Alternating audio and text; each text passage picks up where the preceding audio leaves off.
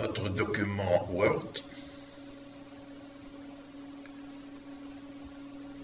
On place notre curseur là où on veut placer le caractère spécial pour exécuter un test.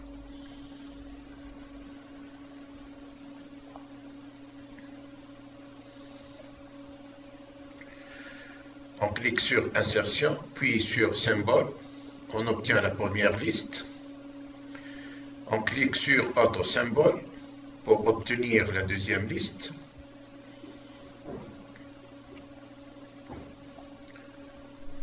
On choisit le caractère à insérer. On clique sur Insérer et on obtient le caractère dans notre document. On va le colorer en rouge.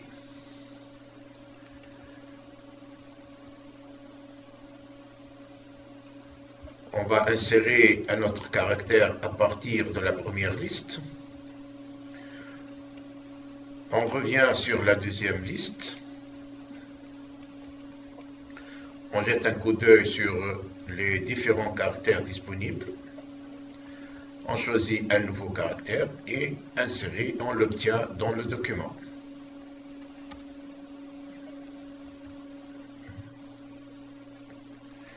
Les caractères spéciaux et symboles. Donc nous avons ici les trois tableaux qui contiennent l'ensemble des raccourcis pour les caractères spéciaux. On a fait quelques exécutions.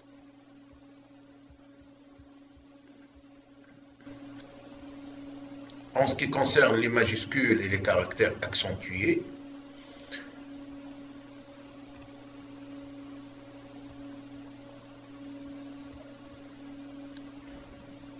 de même pour les symboles mathématiques, on fait quelques tests, c'est-à-dire on exécute quelques raccourcis pour obtenir les caractères correspondants.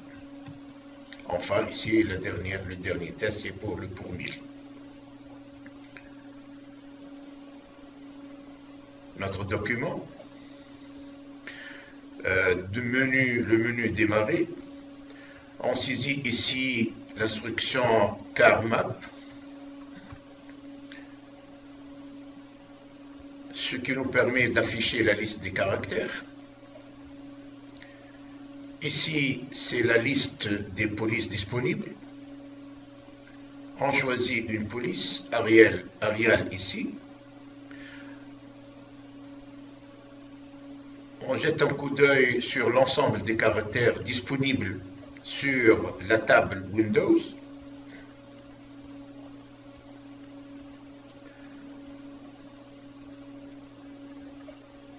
On choisit un caractère, on le sélectionne avec le bouton sélectionner. On le sélectionne avec la souris.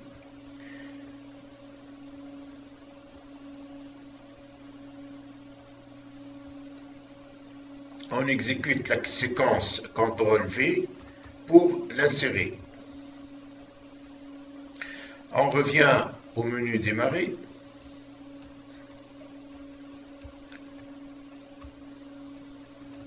On revient sur la liste. On choisit un nouveau caractère. On le sélectionne avec sélectionner. On le copie avec copier. On ferme la liste. Et on va l'insérer avec coller. Et nous avons notre caractère dans notre document.